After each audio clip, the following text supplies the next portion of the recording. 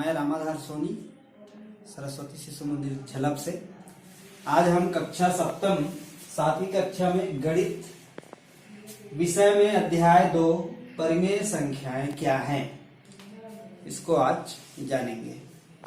सबसे पहले परिभाषा देखते हैं। परिभाषा ऐसी संख्या जिसे p/q के रूप में लिखा जा सकता है जहां p q पूर्णांक है तथा q बराबर नहीं शून्य।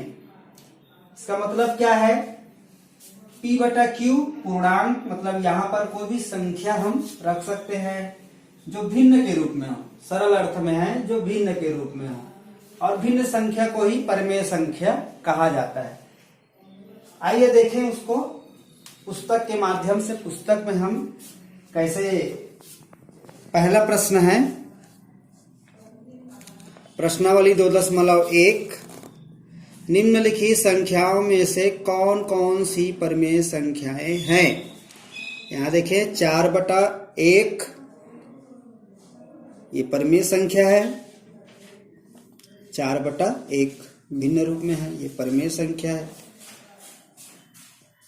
ऋण 3/7 ये भी परिमेय संख्या है।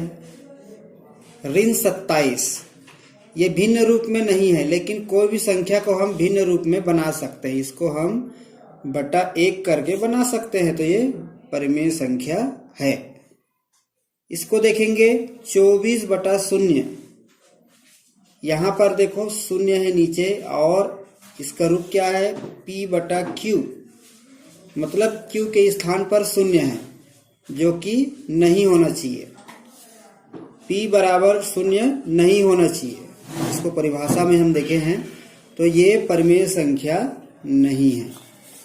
यहाँ देखें ऋण 3/5 ये परिमेय संख्याएं हैं। एक बार फिर से देखिए निम्नलिखित संख्याओं में कौन कौन सी परिमेय संख्याएं हैं। तो 4/1 ये परिमेय संख्या है। ऋण 3/7 ये भी परिमेय संख्या है। ऋण 27 इसको बटा 1 करके परिमेय संख्या बना सकते हैं। ये 24/0 ये परिमेय संख्या नहीं है। ऋण 3/5 ये परिमेय संख्या है। अगला प्रश्न देखिए निम्नलिखित संख्याओं को परिमेय संख्या के रूप में लिखिए। इसको हम परिमेय संख्या बना सकते हैं। जैसे अभी यहाँ बनाए ऋण 27 को बटा 1 करके, इसको ही बनाना है। ऋण 38/1, 17/1, 0/1, ऋण 100/1, 79/1, इस तरह से। अगला प्रश्न निम्नलिखित परिमेय संख्याओं के 3 तुल्य परिमेय संख्याएं लिखिए। 3 तुल्य परिमेय संख्या। अब ये तुल्य परिमेय संख्या क्या है, इसको ब्लैक बोर्ड में समझेंगे। ब्लैक बोर्ड में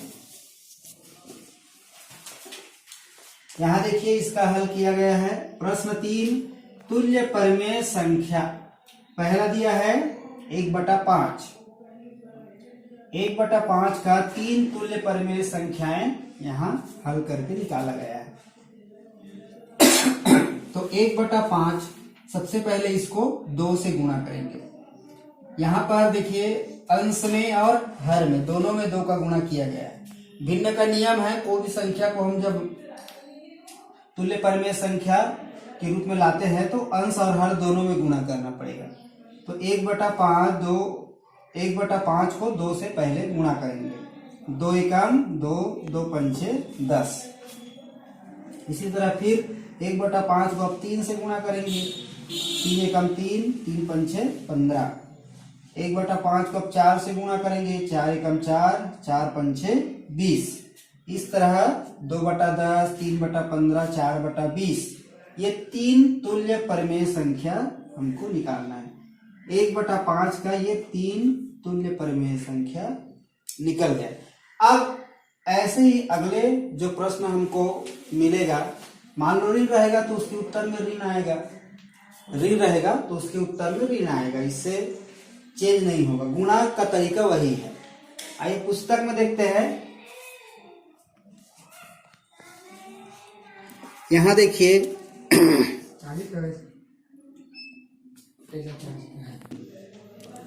अगला प्रश्न देखिए।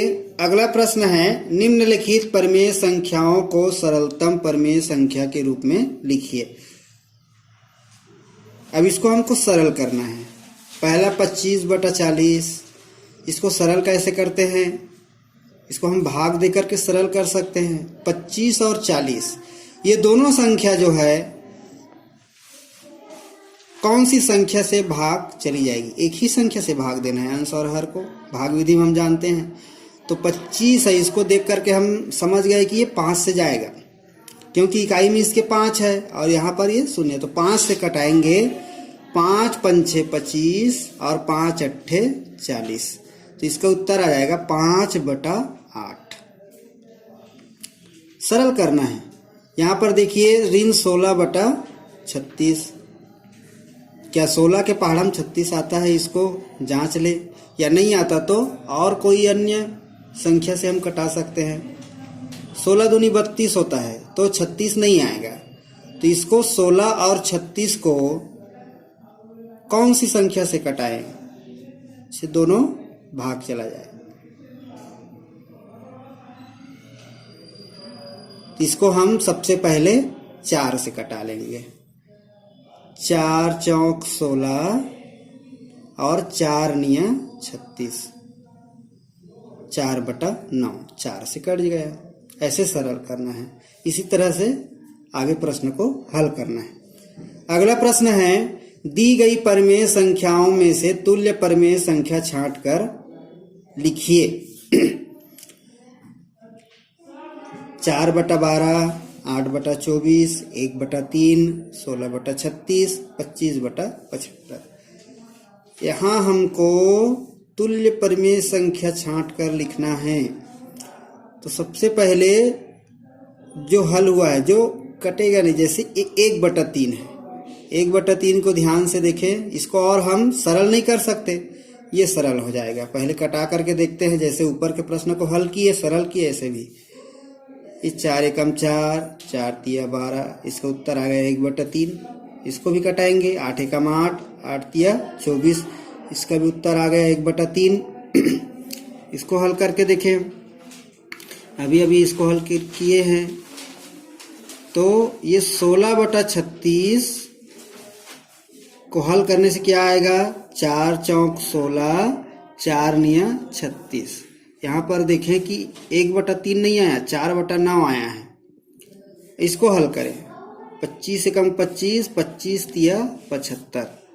अब यहाँ देखें, सब में 1/3, 1/3, 1/3, 1/3 आया है, लेकिन इसमें नहीं आया है। तो इसमें से तुल्य परिमेय संख्या छांट करके लिखिए बोला गया है। तो इसको छोड़ करके, ये 16/36 को छोड़ करके 4/12, 8/24, 1/3, 25/75, ये चारों तुल्य परिमेय संख्याएं हैं। ये नहीं है, 16/36 नहीं है। इस तरह से इसको भी हल करना है।